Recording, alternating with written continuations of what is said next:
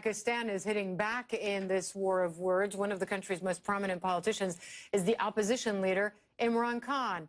I spoke with him a short time ago. I began by asking him for his reaction to Donald Trump's tough talk. Well, Hala, it's something every Pakistani feels hurt, humiliated. It's a country that has that collaborated with the U.S. after 9/11, and by joining the U.S. in the U.S. war on terror, we ended up losing something like 70,000 people dead, over $100 billion lost to the economy, and the tribal areas, which is adjoining the Afghanistan, were a population of 6 million, almost at one point 80% were homeless IDPs. So after all this, suddenly to hear this strange statement that Pakistan is responsible, made a scapegoat for the US not succeeding in Afghanistan, it is,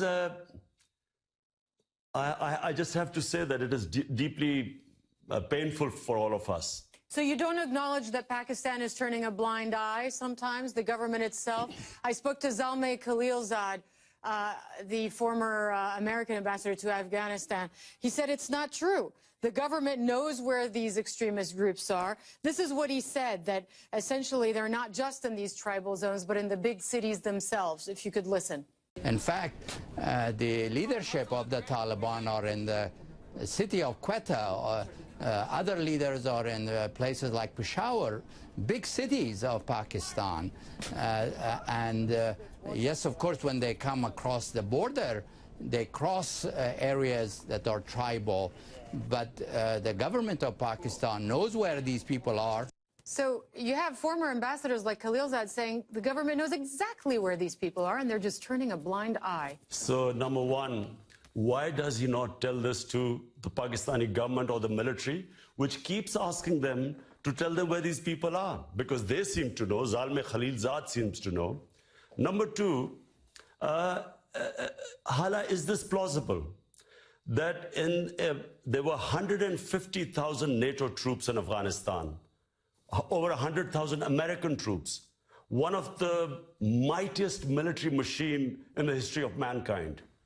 And the total number of insurgents going into Afghanistan, which Pakistan is being accused of harboring, the Haqqani group, that's the group, Haqqani network, which Pakistan is supposed to be protecting, what, they're 1,500, 2,000, maximum 3,000? Are we to believe that it's because of these 3,000 people, 150,000 of the best military might of the West could not win in Afghanistan? Is this plausible? I mean, who believes this joke?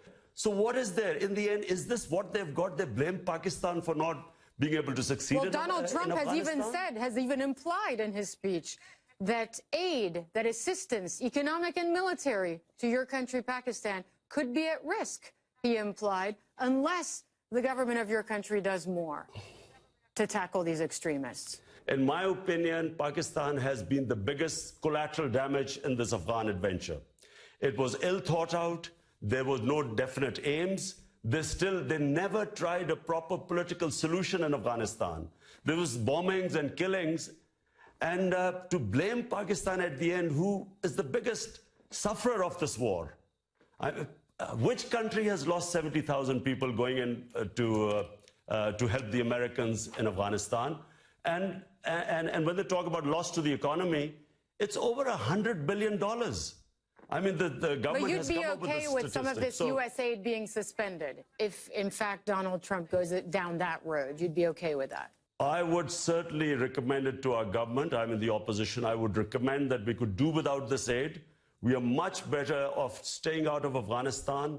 This aid has been very costly to us in terms of, as I said, not just the loss to the economy, but the number of Pakistanis killed, wounded, lost limbs in these bomb attacks.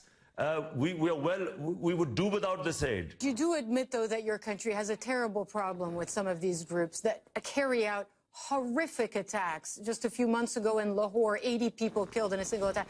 If you were prime minister, if you were the head of the government, what would you do differently? In my opinion, Pakistan, all the political parties have come to the table, and we have come up with what is called the National Action Plan, where we feel that all militant groups within Pakistan should be disarmed.